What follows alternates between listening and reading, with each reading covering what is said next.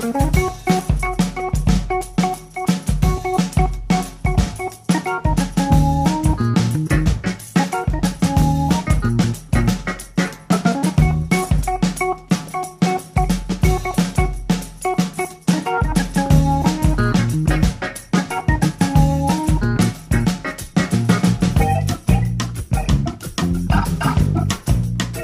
tal? ¿Cómo están? Bienvenidos nuevamente. Esto es Fórum Jurídico Fiscal, el programa tributario por excelencia de la República Argentina para todo el país. A través de Argentinísima Satelital damos cuenta de las últimas novedades en materia tributaria. Saben ustedes que nos pueden seguir también a través de las redes sociales y en nuestro sitio web exclusivo forumjuridicofiscal.com.ar. Hoy tenemos un programa realmente muy importante. 3 temas vamos a tratar, 2 especialistas que van a tratar un mismo tema y después otro tema adicional y además nuestro habitual ¿qué pasó en la semana? Rápidamente, en este primer bloque empezamos a desandar el contenido del programa. Ya habíamos adelantado la semana pasada lo que iba a ocurrir con el régimen simplificado, con el monotributo, las novedades que existen, se viene la recategorización, pero además un montón de nuevas normas a cumplimentar y que hay que tener en cuenta para estos pequeños contribuyentes. El doctor Carlos Roca va a tratar este tema, monotributo, recategorización. Vamos a verlo aquí en Fórum Jurídico Fiscal. Estamos con el doctor Carlos Roca, contador público, docente y un gran amigo. ¿Qué tal? ¿Cómo estás? Gracias, Carlos, por estar. La verdad, te damos la bienvenida, sí, porque después de tanto tiempo, no sé cómo, no estuviste antes con nosotros. Así que, bienvenido al programa. Gracias, Ricardo. Un placer estar con vos en esto. Y es solo el inicio. Vayamos. Bueno, mira, hay un tema que se puede ver de varios ángulos y que es el monotributo.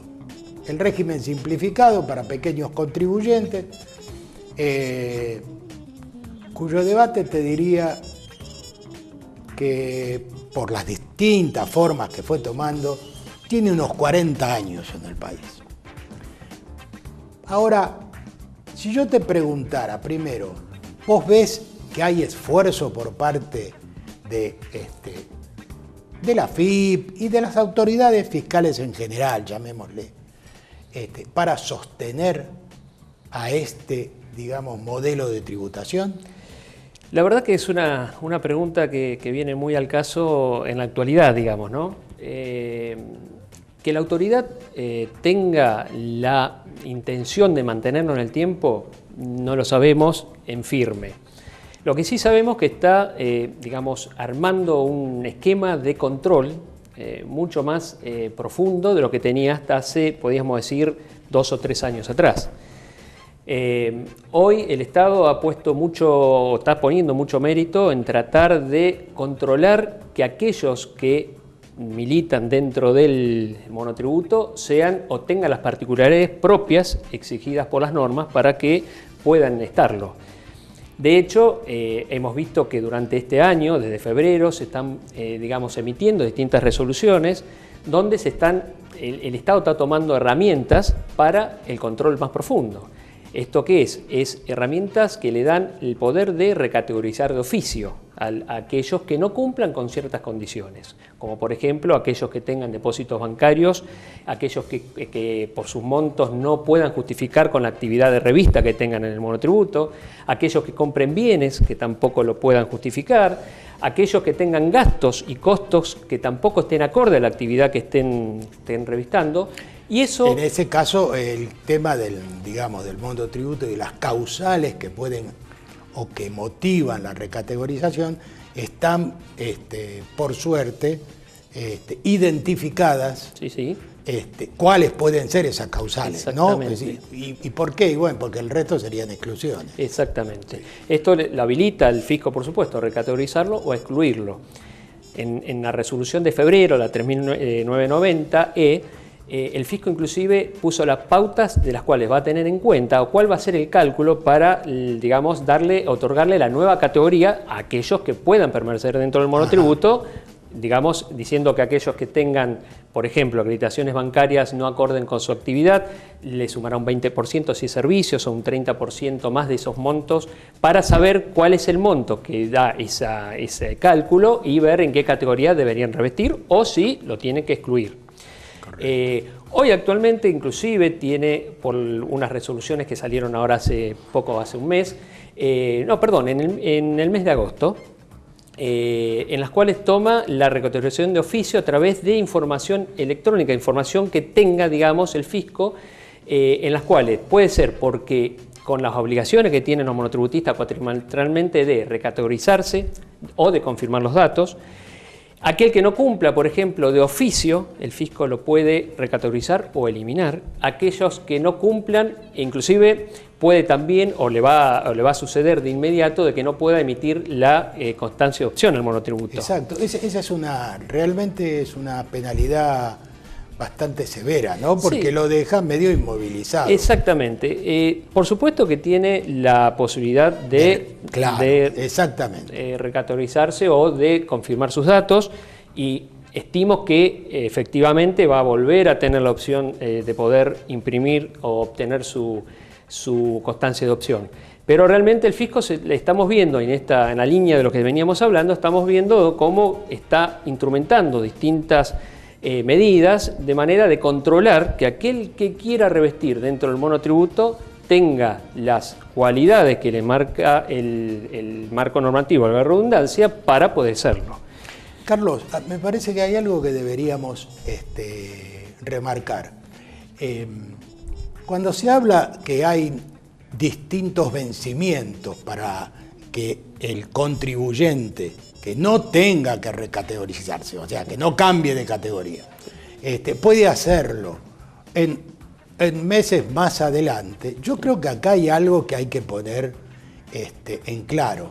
En realidad todo el mundo al 31 de agosto tiene que hacer sus cálculos. Sí. Lo único que se habilitó es la posibilidad formal de, ir a la web y llenar las formalidades que digan que mantengo la categoría. Claro. Pero en realidad no es que el cálculo lo pueda hacer más adelante, ¿no? Sí, a todo el mundo lo tiene que hacer al 31 de agosto. Eso es una obligación que en el cuatrimestre que termina en el mes de agosto tienen que ingresar, recategorizarse si corresponde o confirmar los datos obligatoriamente. Exacto. Es decir, vía recategorización en ese caso, pero si no tiene que recategorizarse va a revestir nuevamente la categoría que tenía.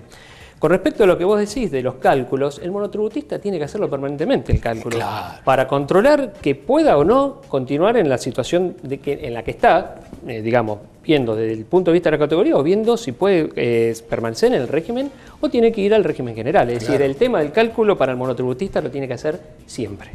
Y ahora más con estos controles permanentes que va a tener el Estado. Claro, porque esto que dice esto es una vez al año, ¿sí? Sí. Bueno, pero hay que hacer los 12 meses y este es un control que me parece viene un poquito más profundo. Y sí, fíjate vos que el Estado va a hacer un control profundo en los meses de febrero, en los meses de junio y en los meses de octubre. Es decir, ahí va a ser cuando el Estado va a hacer el control más profundo y va a recategorizar de oficio.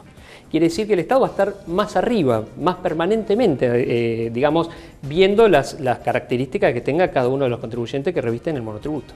Lo que tenemos que agradecer es que se terminaron las cuatrimestrales. Sí, las cuatrimestrales, de todas maneras, acordate que la 3990 obligaba a confirmar, todos los monotributistas deberían confirmar sus condiciones o su categoría y viendo si tenía o no que recategorizarse, pero deben reconfirmar en cada uno de los cuatrimestres. Gracias, Carlos. Gracias a vos por la invitación. Mirá que esta es la primera. No, vamos Ahora, a seguir. De acá en adelante, con mucho gusto, con mucho gusto. Gracias, Ricardo. Volvemos al piso. Muy bien, excelente entrevista a cargo del doctor Ricardo Ferraro, monotributo, recategorización y control, un tema muy bien expuesto por el doctor Roca. En el próximo bloque seguiremos tratando el tema del régimen simplificado, como habíamos anunciado en la primera parte del programa. Ahora vamos, como es habitual en cada semana, a eso. ¿Qué es lo que pasó? ¿Qué pasó en la semana con Luciana Abatedaga?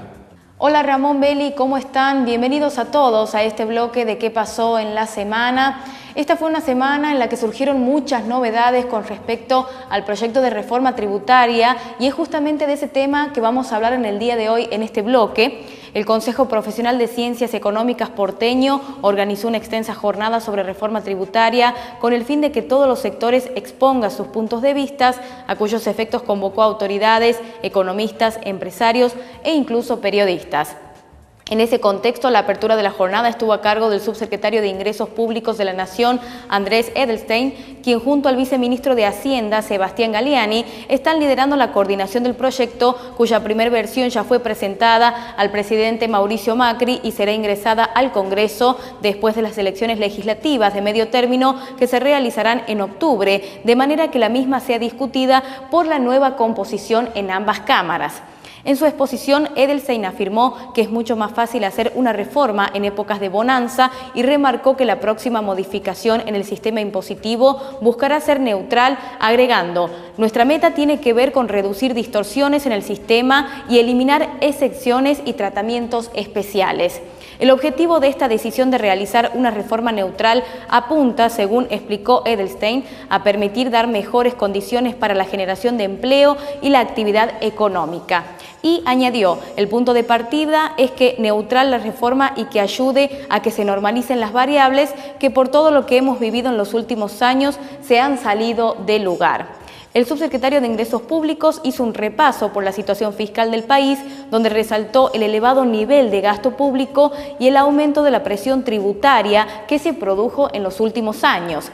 En tal sentido, apuntó que el gasto público primario en 2017 cierra en poco más del 40% del PBI, es decir, sin computar los intereses de la deuda. Con este nivel, Argentina está por encima del promedio mundial de gasto público, según señaló el funcionario. También hizo un análisis de la estructura tributaria actual, comparando los niveles de imposición de la Argentina, renta corporativa, IVA y otros impuestos, con los de los países de la OCDE y de América Latina. Una información, como lo decíamos, muy importante porque es un tema muy actual el que se está tratando actualmente con este proyecto de reforma tributaria. Agradecemos la presencia de Nati Modas en Buenos Aires, 68 de Santiago del Estero, por acompañarnos en este bloque y seguimos con más programa. Beli, adelante. Muy bien, gracias Lucía Batedaga, un tema muy importante el que acabamos de escuchar y que venimos tratando siempre en nuestras emisiones de Fórum Jurídico Fiscal. Nosotros nos vamos a ir a la pausa, pero quédense allí porque todavía tenemos muchísimo más programa. Seguiremos tratando el régimen simplificado, el pago electrónico y desvíos. Atentos que esto también es una novedad y la Administración Federal de Ingresos Públicos va a publicar cuáles son esos desvíos en cada uno de los contribuyentes. Y además el doctor Marcelo Rodríguez para hablar de la defunción del impuesto a la ganancia mínima presunta en el próximo bloque. Corta pausa, no se muevan de allí, ya viene Fórum Jurídico Fiscal.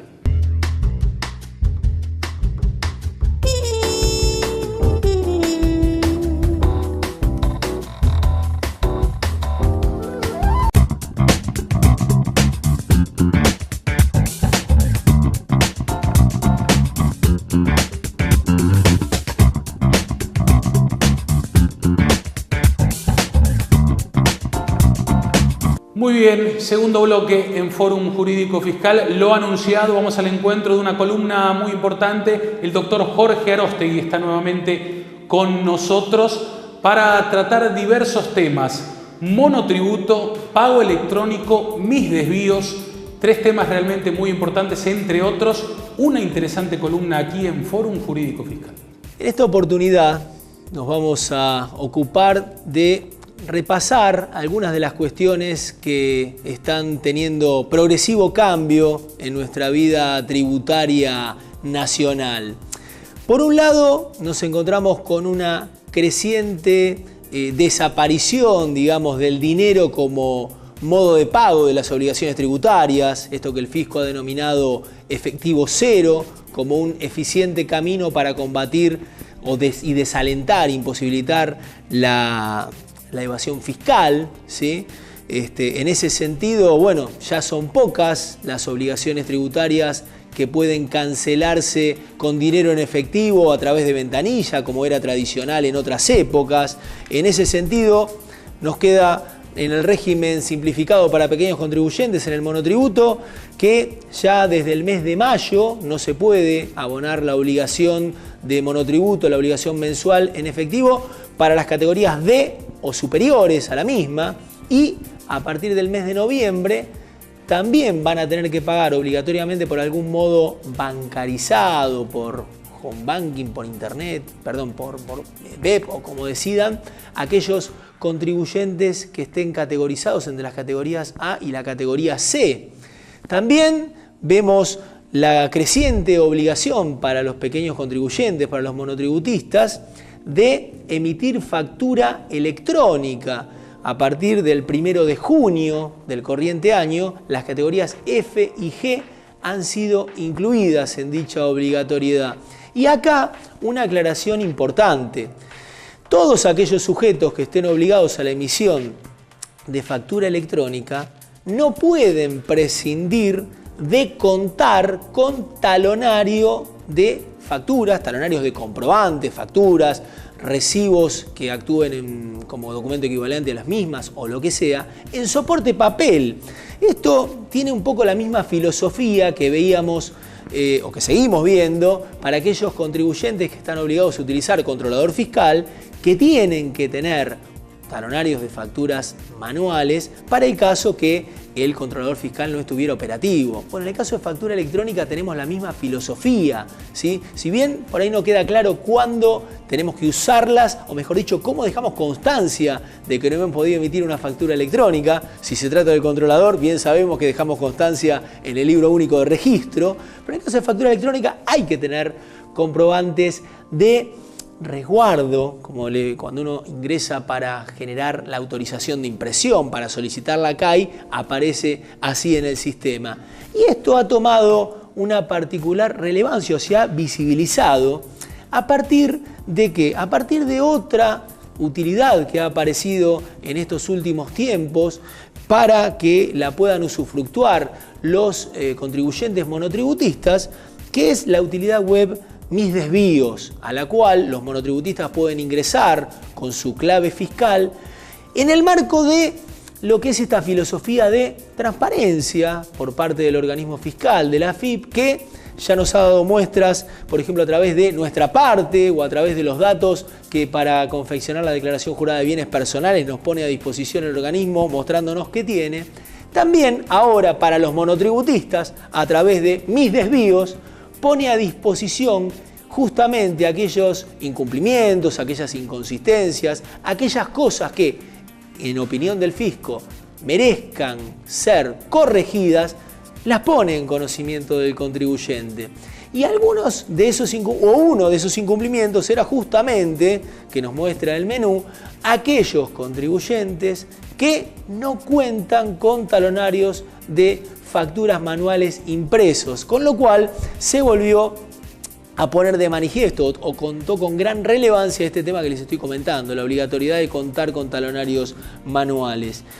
Y acá debemos recordar una norma en vigencia desde hace algunos meses, que es la resolución 3990-E de la Administración Federal de Ingresos Públicos, que nos muestra algunos incumplimientos por parte de los monotributistas que a causa de los mismos se puede bloquear, puede dejar de estar expuesta en la página web de la AFIP la constancia de opción con todos los inconvenientes que ello acarrea, ¿sí?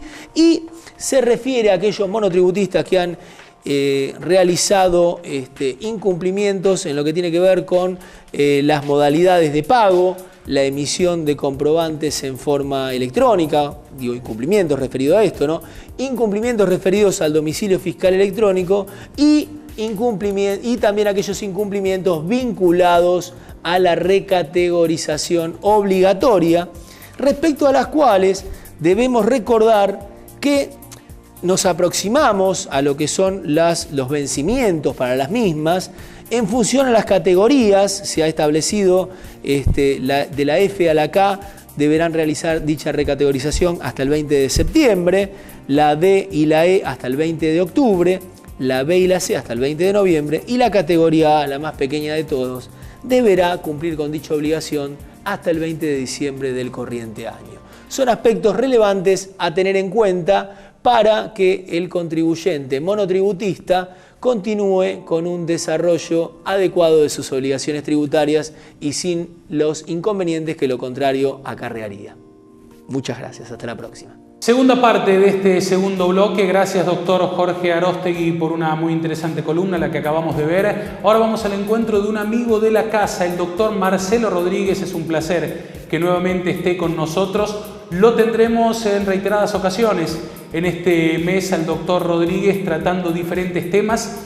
Hace mucho tiempo se viene hablando de la defunción del impuesto a la ganancia mínima presunta, y quién mejor que el doctor Rodríguez en esta entrevista con nuestro productor, el doctor Ricardo Ferraro, para tratar este tema. Muy interesante, lo vemos en Fórum Jurídico Fiscal. ¿Cómo estás, Marcelo? Hola, Ricardo, gracias por la convocatoria nuevamente. No, por favor. Che, hay que empezar a preparar el obligatorio de ganancia mínima presunta. Sí, definitivamente. ¿Sí? Definitivamente.